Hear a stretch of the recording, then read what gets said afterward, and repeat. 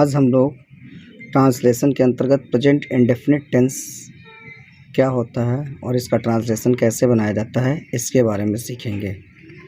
तो इससे पहले मैंने आपको पूरी ट्रांसलेशन की टेबल वाला वीडियो बनाया था, उससे आप ट्रांसलेशन की टेबल को देख करके, ये पूरी टेबल है जो आपको मैंने पूरी बताई थी।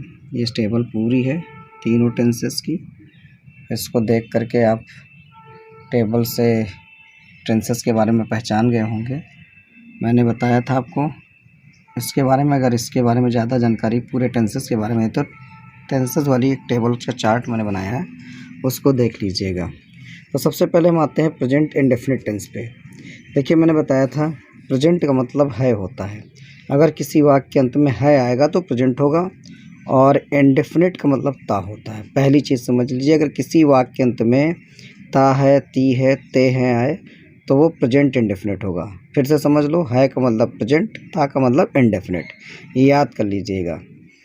तो जैसे मैं जाता हूँ, तुम खाते हो, वह पानी पीता है, तो ता शब्द है आ रहा है तो ये प्रेजेंट इंडेफिनिट है।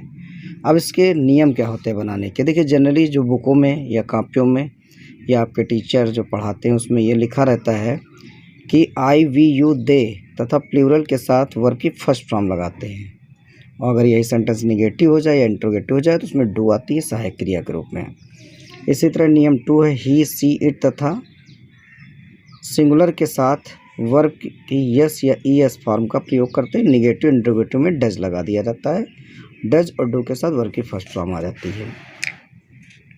अभी मैं आपको ये भी बताऊंगा कि ये यस यस क्यों लगाया जाता है और यहाँ पर यस यस क्यों नहीं लगाया जाता है। प्लूरल क्या होता है, सिंगुलर क्या होता है, ये सब आपको हम बताते हैं। पहले एक एग्जांपल देख लेते हैं। जैसे वे हॉकी खेलते हैं।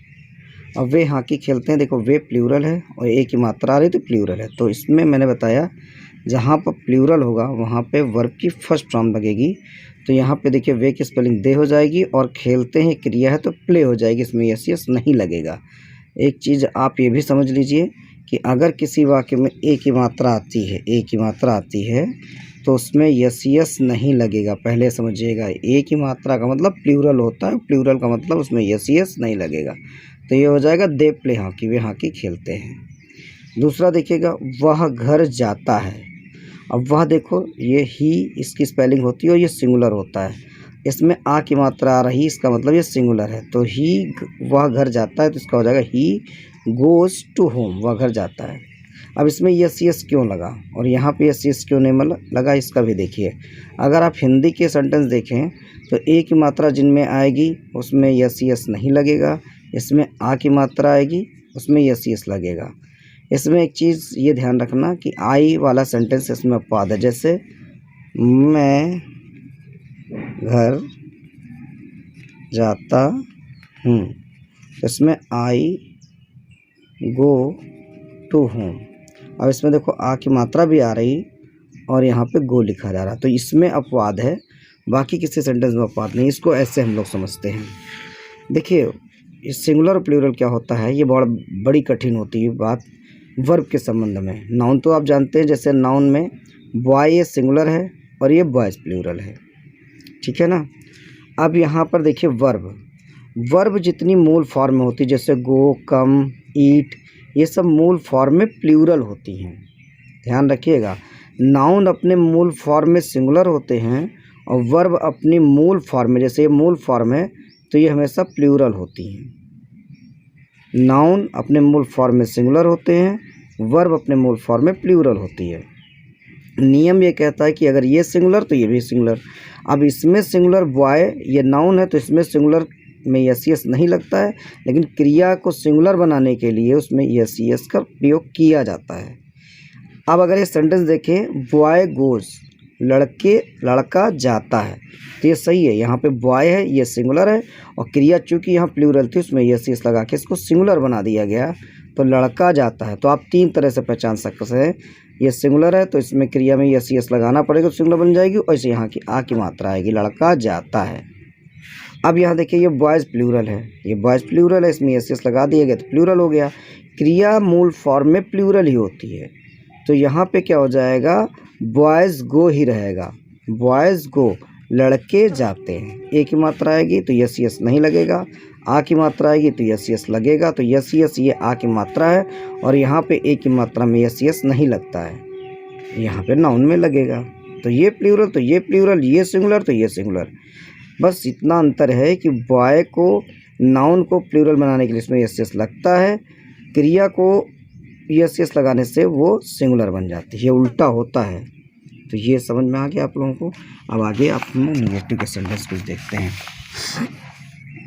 तुम स्कूल नहीं जाते हो तो यू आएगा तुम के लिए, और इसमें निगेटिव चूँकि नहीं जाते हो तो इसमें डू नॉट आएगा। डू नॉट क्यों आएगा, ये यहाँ पे आपको रूल मैंने लिखाया है कि आई वी यू दे के साथ डू का प्रयोग होगा निगेटिव या इंट्रोगेटिव में।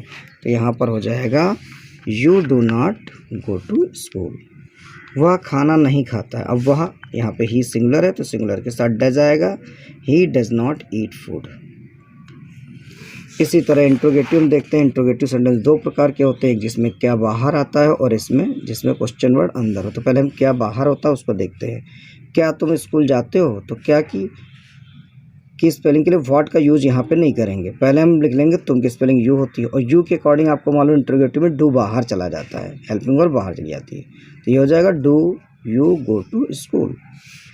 क्या वह खाना खाता है, तो वह ही हो जाएगी, ही के अकॉर्डिंग चूँकि क्या बाहर आ रहा तो डज बाहर चला जाएगा, डज ही ईट फूड, इस तरह हो जाएगा। अब क्वेश्चन वर्ड वाले सेंटेंस देखते हैं, ये थोड़ा दिक्कत करते हैं बच्चों को। वह स्कूल कब जाता है, तो देखिए जब क्वेश्चन वर्ड किसी सेंटेंस के बीच में है तो पहले कब जाता है, तो कब के पहले व्हेन बना लेंगे, व्हेन बना लेंगे, फिर वह की स्पेलिंग ही लिख लेंगे और ही के अकॉर्डिंग डज बाहर आ जाएगा, वैसे जैसे ऊपर बाहर है। तो when does he go to school, वह स्कूल कब जाता है।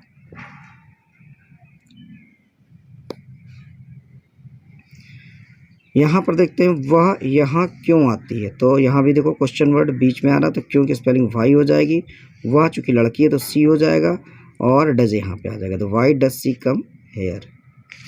एक सेंटेंस और देख लेते हैं, नेवर वाला। क्या होता है कि अगर किसी वाक्य में नेवर आ जाए, वह कभी झूठ नहीं बोलता, तो इसमें डू नॉट या डज नॉट का प्रयोग नहीं होगा, बल्कि वह कभी झूठ नहीं बोलता तो ही नेवर हो जाएगा। और बोलता में आ की मात्रा आ रही है तो यहाँ पे टेल्स हो जाएगा कि ही सिंगुलर है तो टेल्स हो जाएगा, अलाइव वह कभी झूठ नहीं बोलता है। तो इस तरह ये सेंटेंसेस आप इंडेफिनिट टेंस के आप कर लेना। ये तीन तरीके से चेक कर सकते हो, आ ए की मात्रा से, यस यस से, और आप जो मूल आपकी किताबों में दिया होता है। ये कुछ टेंसेस दिए हुए हैं, आप इनको करने की कोशिश करिएगा। एक्सरसाइज 1 ना तो पूछ लीजिएगा कमेंट करके। Okay, thank you.